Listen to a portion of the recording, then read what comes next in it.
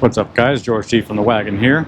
We're staying busy at the shop. I got to give you guys an update. We don't have much for tutorials going on, but just showing you what we got going on. So we are in the process of painting Thorne's bus. So we've gone through and we've put the single stage throughout the entire engine compartment and undercarriage that we got going on here. I've got my roof in urethane and already blocked out with 600. And now what we're doing is we're going around and just doing some detail work so we can actually start putting some of our other products on it. So once I get that in epoxy, I'll be spraying it with the white urethane, and then we'll start going with our base coats and everything over that. Bottom of the bus is done though. This is a freaking nightmare, and I'll put some footage of us actually shooting this.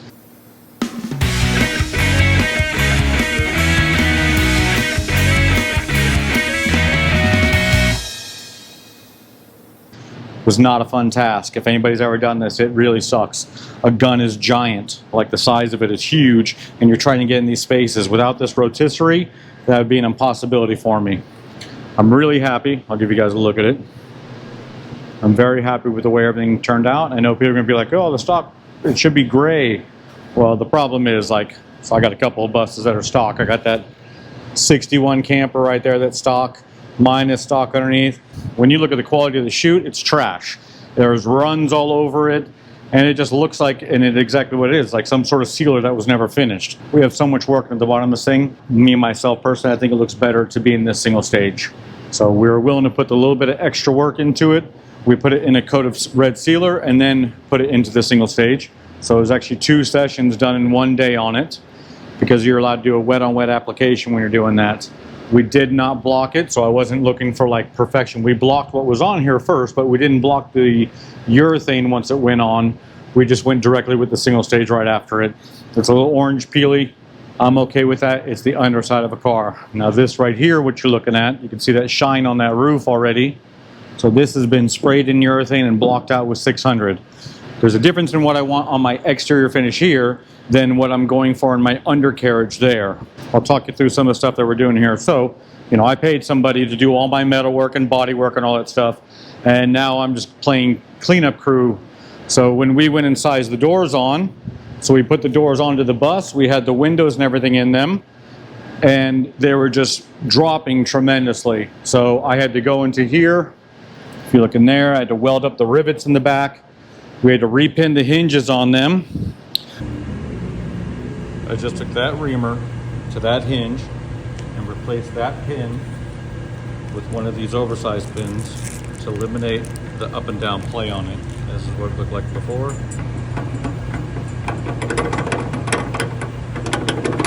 Just a lot of slop in that, so I'm going to do this one next. I had a failure of my bodywork guy's mud work around here. It started cracking from that hinge. So I had to strip all that down to bare metal, re-bodywork that, and as you can see my little ghost line there, this has been re-poly primed and blocked out again. So right now we're going to go through and we're going to be hitting all these blank areas with epoxy, getting anything that's bare metal into an epoxy. And all my cut throughs, you can see where we've been blocking it and you cut through to bare metal. We're going to get all those put in epoxy before we actually put these things into urethane. So we're coming in a ton earlier than we normally do. I'm usually getting to the shop about 4:30 a.m. because of the temps here. We're in Las Vegas. Right now it's 10:30. 10:30. You can see the sweat on me. It's hot.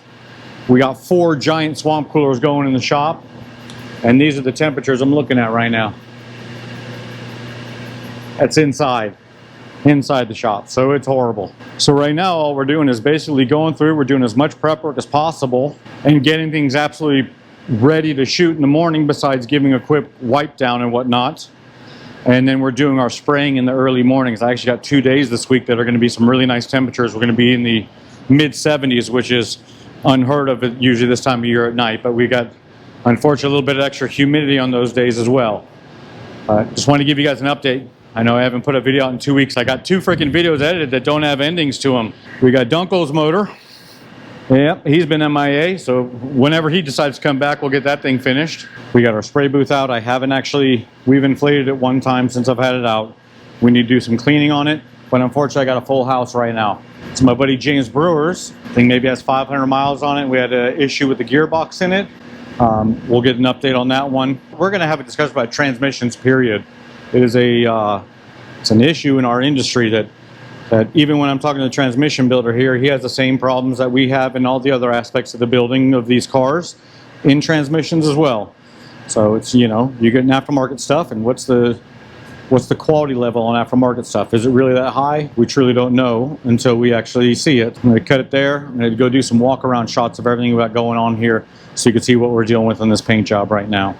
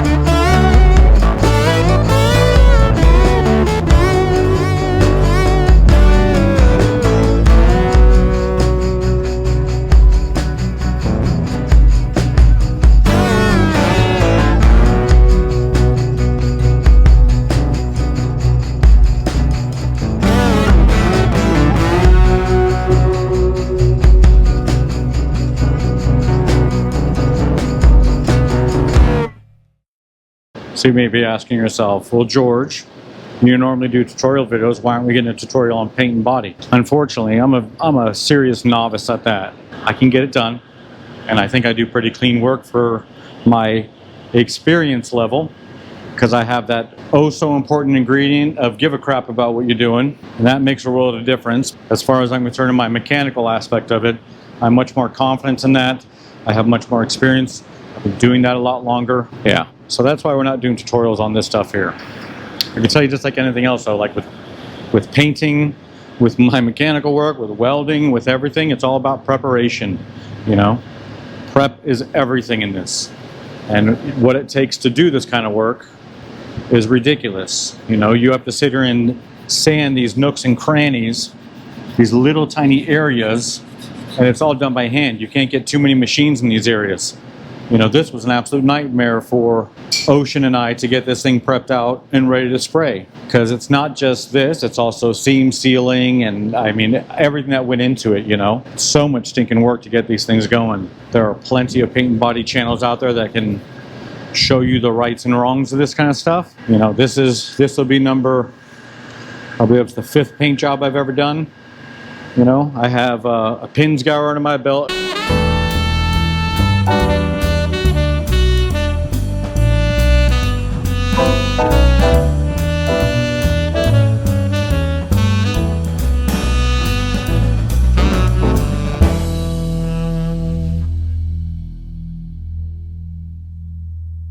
A 68 convertible Bug.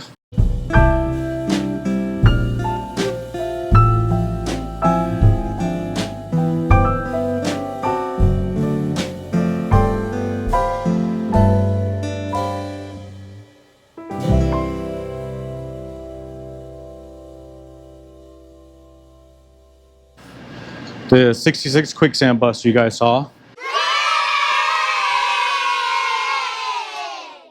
This 59 right-hand drive that's been on hold now for 2 years, which is insane to think about that. You know, this is this right here. This is my 3rd paint job right here.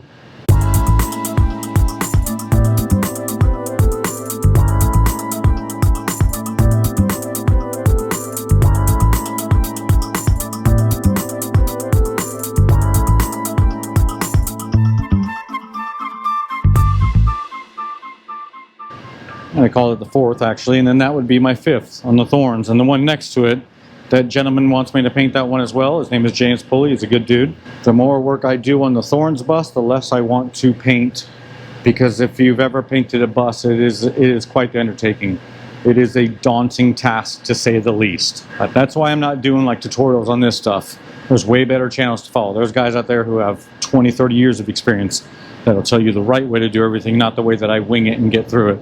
But I can tell you one thing: if you are building a bus, a rotisserie is a must for getting that undercarriage.